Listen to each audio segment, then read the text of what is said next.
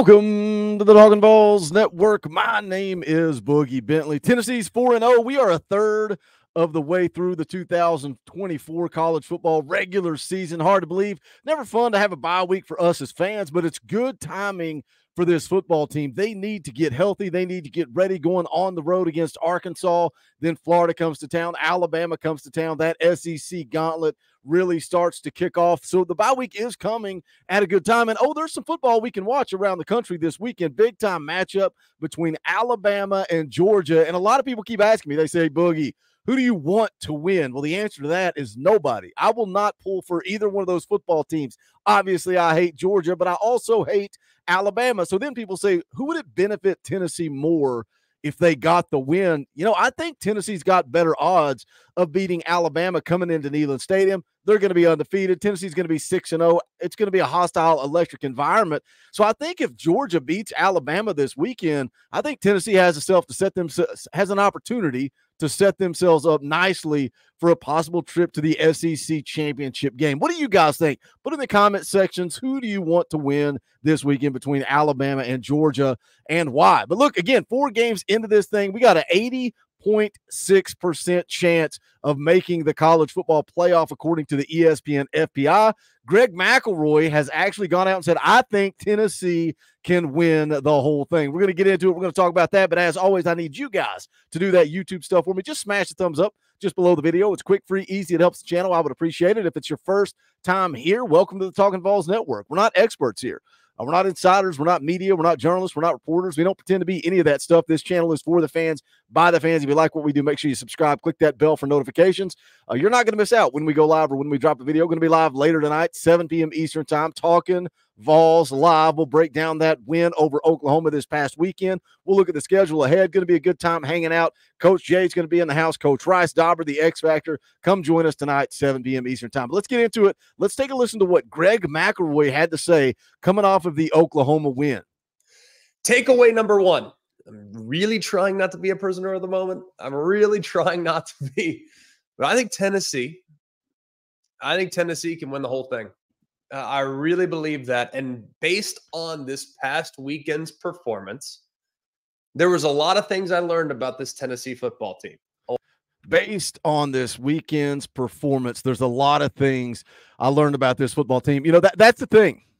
People that are really starting to buy into this thing, people that are really starting to believe that Tennessee, that Josh Heupel are for real, they are taking notice because of this defense. That's what they are taking notice of. 2022, that team could have beat anybody in the country, but you had to go out and you had to score 50+ to do it. 4 games into this thing, this Tennessee football team has the 5th best scoring defense in the country. I don't care who you played. I don't care what the schedule looks like. That's still impressive. Top 5 in scoring.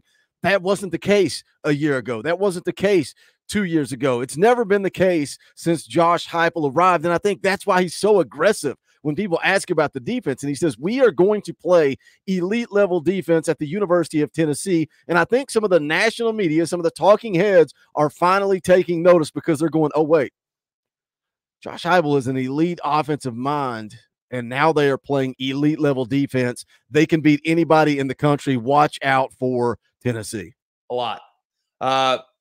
Yes, it wasn't the vintage, easy 50+ point offensive outburst that we have become accustomed to seeing from the Tennessee Volunteers.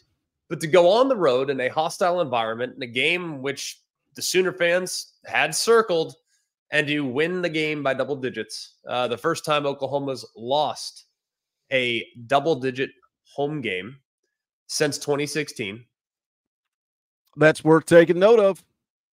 First time Oklahoma has lost a home game by double digits since 2016. Also, Tennessee's first road win over a top 15 opponent since Georgia in 2006. You got to go back to 2006. That's why, for me, when I get so aggressive, when I get so upset, when I get so fired up talking to people, they want to devalue this win, or they want to complain about it, or they want to gripe about it. They don't want to celebrate it.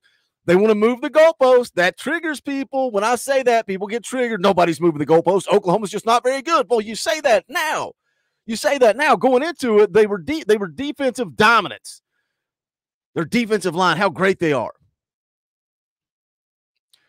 Always an excuse. A quarterbackless Oklahoma, said Josh Pate. Man, that triggered some Josh Pate. Some Pate State Freights were mad at me yesterday.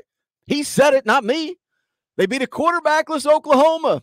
Nobody's out here going, Tennessee ran the football down Oklahoma's throat and played smash mouth football, came into a hostile environment and won the game without their starting tackles. They were on their third string tackle. No, they were talking about how great Oklahoma's defense is. Always got to make an excuse. Always got to make an out. You're doing things you've not done in 20 years. 20 years. Most points scored in the modern era. Well, that was Kent State. Doesn't count. Really? It doesn't? Because the last time I checked, that's not the most points scored in the modern era versus Georgia, not the most points scored in the modern era versus Alabama or even an SEC school. That's history. That's all time. 50 years.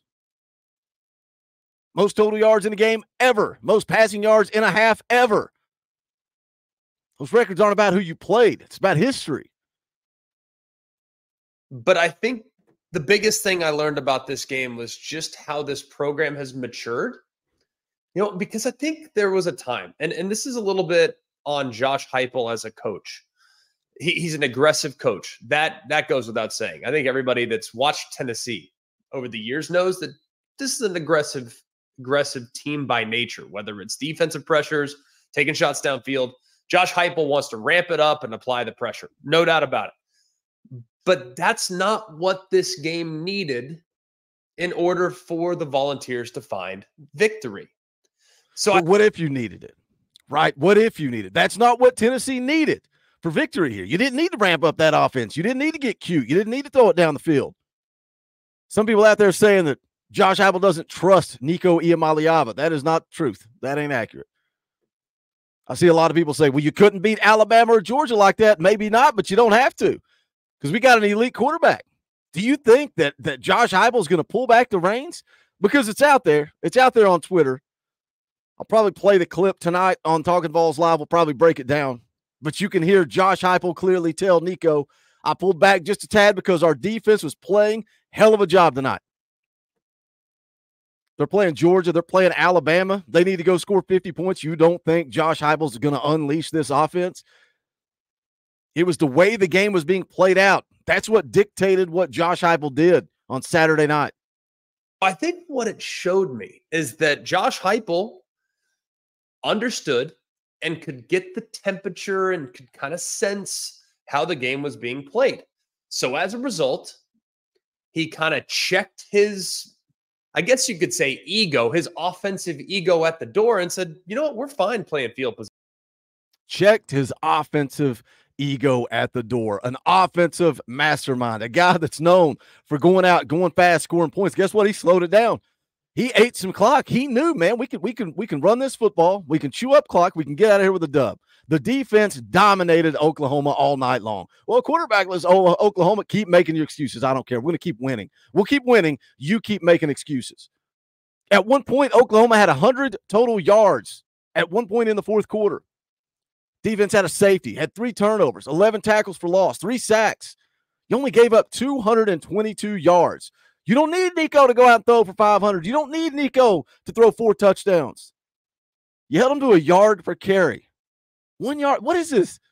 Is this a Tuesday night? Is this EA Sports College Football 25? You held them to 1 yard per carry. They were 3 of 15 on third down. Just total domination by this defense. And that's why some of the talking heads, some of the national media are starting to take notice and realizing that Tennessee is the real deal. Greg McElroy said it. I think Tennessee can win the whole thing. Now, are you going to go undefeated? You're going to roll over everybody? No, but you don't have to.